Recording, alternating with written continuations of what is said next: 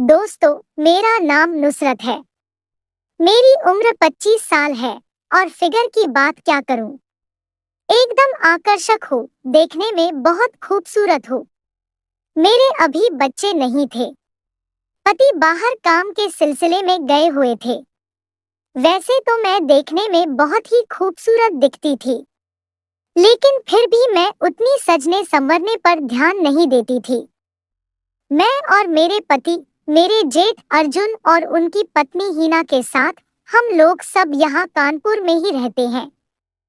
मेरे पति काम के सिलसिले में ज्यादातर घर से बाहर ही रहते हैं, लेकिन फोन पर हम घंटों बातें करते हैं।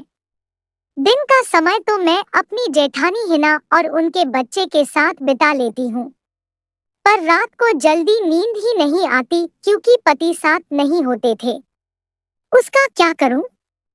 कभी कभी तो मन करता है काश मेरे पति मुझे भी अपने साथ ले जाते, क्योंकि रात को जेठ जी के रूम से बहुत ही ज्यादा आवाजें आती थी। एक बार की बात है, जब मेरी कमर में दर्द हो रहा था तो मेरे जेठ का बड़ा बेटा रोहित बोला, चाची जी, आपकी मालिश करने की जरूरत है। तो मैं बोली, तू कर देगा क्या मेरी मालिश? वो मान गया और उसने तेल से मालिश करनी शुरू कर दी, जिससे कि मुझे बहुत आराम मिल रहा था। एक दिन अचानक मेरे जेठ की पत्नी को मायके जाना पड़ा, क्योंकि उनकी माँ की तबीयत ठीक नहीं थी। उन्होंने मुझे कहा, मैं तेरे जेठ जी को फोन पर बता दूंगी सब कुछ, तू बस घर का ख्याल रखना और उनको खाना खिला देना रात में। कहकर वो बस निकल गई। रात को मेरे जेठ जब घर पर आए तो मैं कुछ काम कर रही थी। उन्होंने मुझे नोटिस नहीं किया और सीधे बाथरूम में नहाने चले गए। कुछ देर के बाद जेठ जी ने आवाज लगाई, हिना जरा तौलिया देना। तब मैं समझ गई कि जेठ जी को शायद पता ही नहीं चला कि उनकी पत्नी हिना मायके गई है। तो मैं खुद फटाफट उनका तौलिया लेकर पहुंच गई और मैंने जैसे ही दरवाजा खटखटाया, जेठ जी ने अचानक मुझे अपनी बीवी समझकर हाथ अंदर खींचा और मुझे पकड़ लिया। ऊपर शावर से पानी गिर रहा था। मैं उनका हाथ छुड़ाने की कोशिश करने लगी तो शावर के पानी से मैं पूरी गीली हो गई। मुझे बहुत शर्म भी आ रही थी। उन्होंने जैसे ही मेरी आवाज सुनी, तुरंत मुझे अपनी तरफ घुमाया और मेरा चेहरा देखा। मैं भागकर बाहर आ गई। बाहर आते ही मेरा दिल जोर जोर से धड़कने लगा। मैंने तुरंत अपने कपड़े चेंज किए और मेज पर खाना रखकर अपने कमरे में चली गई। जेठ जी नहाकर बाहर आए और डाइनिंग टेबल के पास हिना हिना चिल्लाने लगे।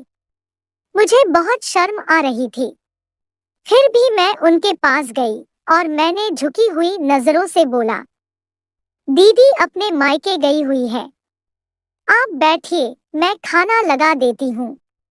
फिर जेठ जी बोले, ओह अच्छा, उसने फोन किया था, लेकिन मैं काम में बिजी था इसलिए कॉल नहीं उठाया। जेठ जी कुर्सी में बैठ गए और मैंने खाना लगा दिया। मेरी नजर उठी नहीं रही थी उनके सामने। तभी जेठ जी ने पूछा, तुमने खाना खाया? मैं बोली, आप खा लीजिए, मैं बाद में खा लूंगी। जेठ जी ने मेरा हाथ पकड़ लिया और बोले, सॉरी, मैंने तुम्हें हिना समझ लिया था। मैंने कहा, कोई बात नहीं जेठ जी, मैं समझ चुकी हूँ कि वो सब बस गलती से हुआ। तो वो बोले, अगर तुमने मुझे माफ कर दिया है तो साथ में बैठकर खाना खाओ। मैंने कहा, ठीक है। फिर हम दोनों ने साथ में बैठकर खाना खाया और बहुत सारी इधर उधर की बातें भी की। फिर मैं बर्तनों को समेटने लगी तो जेठ जी बोले, रहने दो, सुबह कर लेना यह सब, अभी जाके सो जाओ। मैं बोली, सुबह भी तो मुझे ही करना है, तो अभी क्यों नहीं?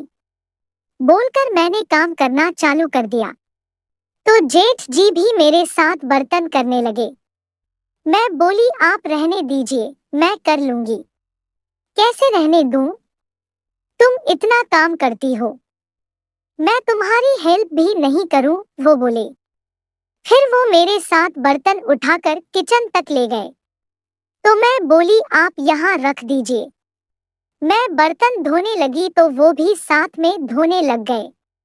मैंने कहा आप रहने दीजिए ना। वो मेरी बात को सुन ही नहीं रहे थे। बोले इसी बहाने तुमसे थोड़ी बात भी हो जाएगी। फिर सारा काम खत्म करके हम लोगों ने कुछ देर बातें की और फिर मैं बोली अब चले सोने, रात ज्यादा हो रही है। मेरा मन तो नहीं कर रहा था जाने का। मेरा दिल तो कर रहा था कि आज जेठ जी के साथ ही, तो मैं अनमनी सी अपने कमरे की ओर जाने लगी। उन्होंने मुझे गुड नाइट कहा और सोने चले गए। सुबह जेठ जी उठे भी नहीं थे और मैं सारा काम खत्म करके नाश्ता बनाने लग गई थी। तब तक जेठ जी बाहर आए और बोले अरे इतनी जल्दी यह सब करने की क्या जरूरत थी। मैंने बोला आपको ऑफिस के लिए लेट ना हो जाए इसलिए।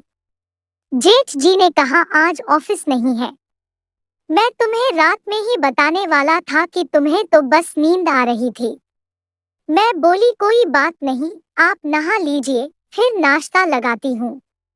जेठ जी नहा कर आए और फिर हम दोनों ने साथ नाश्ता किया। फिर जेठ जी ने कहा तुम बहुत दिन से बाहर नहीं गई हो और भाई भी नहीं है जो तुम्हें कहीं घुमाने ले जाएगा। हम कहीं घूमने चले अगर तुम्हें मेरे साथ बाहर घूमने में दिक्कत नहीं है तो। मैंने कहा अच्छा जेठ जी, मुझे तो कोई दिक्कत नहीं है, पर अगर दीदी को पता चला तो। मैंने मुस्कुरा कर कहा। जेठ जी बोले तुम क्यों टेंशन लेती हो, क्या मेरा इतना भी हक नहीं है तुम पे। इसके बाद जेठ जी मुझे बाहर घुमाने ले गए और पिक्चर भी दिखाई और फिर होटल में खाना भी खिलाया, फिर शॉपिंग भी कराई। शाम हो गई। जेठ जी ने रात के खाने के लिए इधर से ही बहुत कुछ ले लिया। फिर रात को हम दोनों ने साथ में खाना खाया।